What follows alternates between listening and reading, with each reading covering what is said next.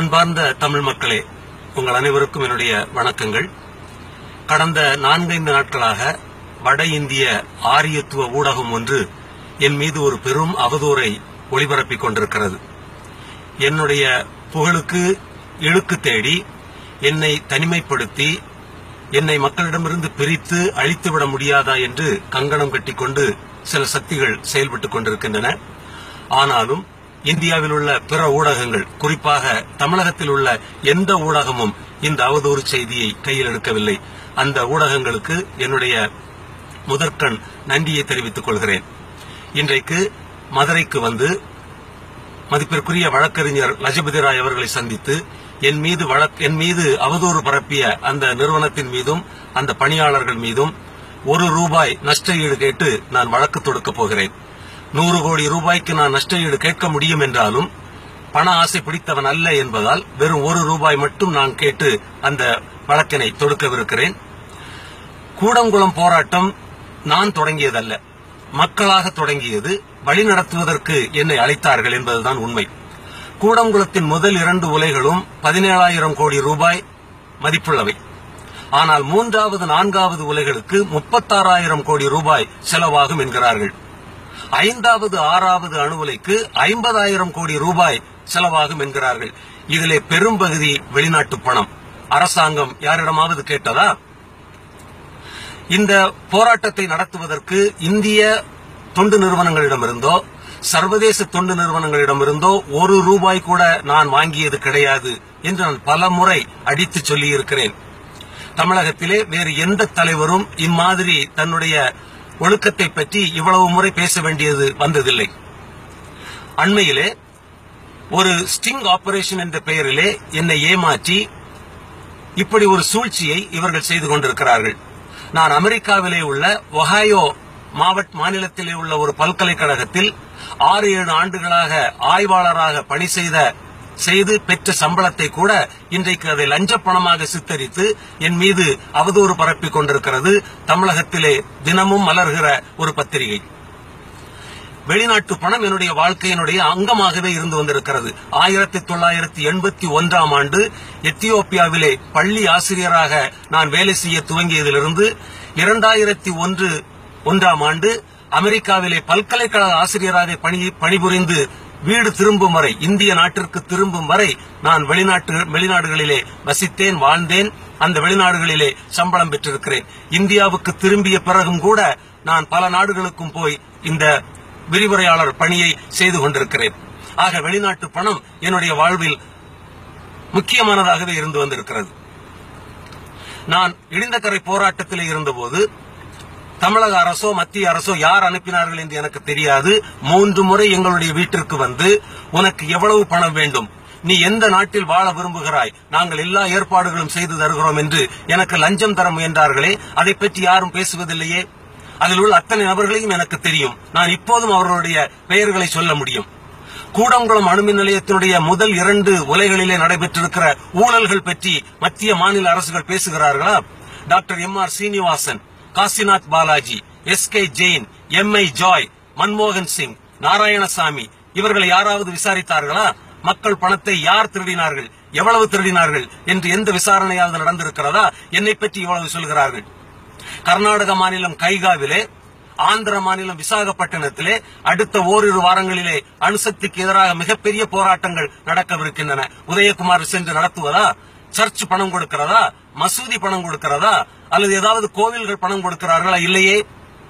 அந்த போராட்டத்தை நடத்துவது யார்? நெடுவாசலிலும் வடகாட்டிலும் கதிராமங்கலத்திலும் ஜல்லிக்கட்டு போராட்டத்திலும் யார் யாருக்கு பணம் கொடுத்தார்கள்? இப்படி மக்களுக்கு பணம் கொடுத்ததாக சொல்லி இந்த போராட்டங்களை கொச்சைப்படுத்துவதிலே என்ன நியாயம் இருக்க முடியும் என்று நீங்கள் தயவு செய்து சிந்தித்து பாருங்கள்.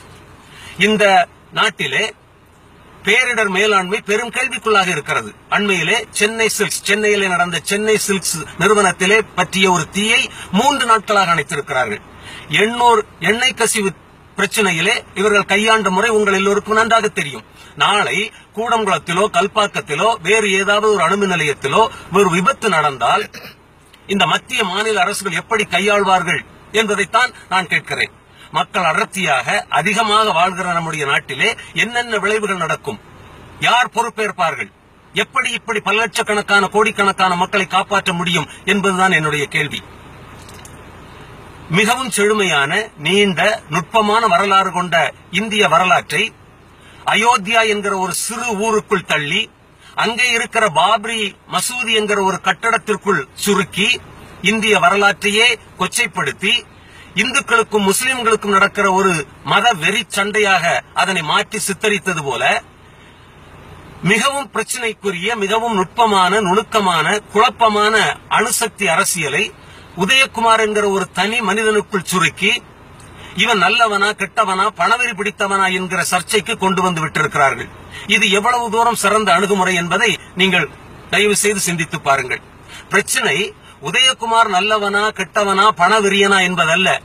அணு உலைகள் பாதுகாப்பானவையா ஆபத்தானவையா? மிக அதிகமாக மிக அடர்த்தியாக மக்கள் வாழ்கிற இந்த நாட்டிலே இந்த அணு உலைகள் பாதுகாப்பாக இருக்குமா? இதிலிருந்து வருகிற 48,000 ஆண்டுகள் பாதுகாக்கப்பட வேண்டிய கழிவுகளை நாம் எப்படி கையாளப் போகிறோம்? இந்த மாதிரி கேள்விகளைத்தான் கேட்க வேண்டும். அருமை சொந்தங்களே, மிகவும் சக்தி வாய்ந்த ஒரு அரசு ஒரு புறம், இன்னொரு புறம் எந்த சக்தியுமற்ற மக்கள் போராடி கொண்டிருக்கிறோம். இந்த கோலியாத் டேவிட் சண்டையிலே யார் வெற்றி பெறப் போகிறார்கள் என்பதுதான் பிரச்சனை. ஆஹாஹா பார், ஒரு கிறிஸ்தவ கதை சொல்கிறானே என்று சிலர் குதிப்பார்கள். என்னுடைய பெயர் சுப்பிரமணியன் பரமார்த்தலிங்கம் உதயகுமார். நான் இயற்கையை வணங்குபவன், முன்னோர்களை வணங்குபவன். எந்த சாதி மத இயக்கங்களிலும் நான் உறுப்பினர் கிடையாது. நான் தமிழ் பேசுகிற மனித நேயம் கொண்ட ஒரு மனிதன். இதுதான் என்னுடைய அடிப்படை அடையாளம். இந்த அடையாளத்தோடு தான் நான் இயங்கிக் கொண்டிருக்கிறேன்.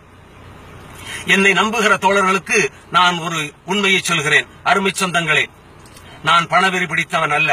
பணத்திற்காகவோ புகழுக்காகவோ பதவிக்காகவோ இந்த போராட்டத்தில் நான் ஈடுபடவில்லை. இந்த போராட்டத்தை பயன்படுத்தி ஒரு ரூபாய் கூட நான் எனக்காகவோ என்னுடைய மனைவி மக்களுக்காகவோ நான் சம்பாதித்தது கிடையாது.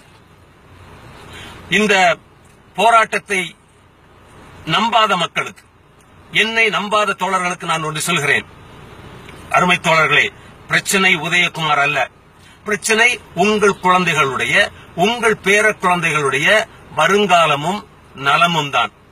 அவர்கள் வயிறுகளிலே ஒரு உடல் ஊனமுற்ற மனநலமற்ற குழந்தை பிறக்கக்கூடாது என்பதுதான் என்னுடைய ஆசை, அவா. நாளை அவர்கள் வயிற்றிலே அப்படி ஒரு குழந்தை பிறந்தால் நீங்கள் ஆதரிக்கிற அரசியல் கட்சியோ அரசியல் தலைவரோ சினிமா நடிகரோ அந்த குழந்தைகளோடு வந்து நிற்க மாட்டார்கள். அவர்கள் வதைபட்டு செத்து போவார்கள். எனவேதான் நான் சொல்கிறேன், பிரச்சனையை தயவு செய்து சுருக்காதீர்கள், பிரச்சனையை கொச்சைப்படுத்தாதீர்கள். இந்த பிரச்சனையை அனைவரும் நேராக தைரியமாக நேர்மையுடன் எதிர்கொள்வோம். ஒரு பரந்துபட்ட விவாதம் நடத்துவோம். நம்முடைய நாட்டிலே பெரும்பான்மையான மக்கள் இதை ஏற்றுக்கொண்டால் எனக்கு எந்த பிரச்சனையும் கிடையாது. நன்றி, வணக்கம்.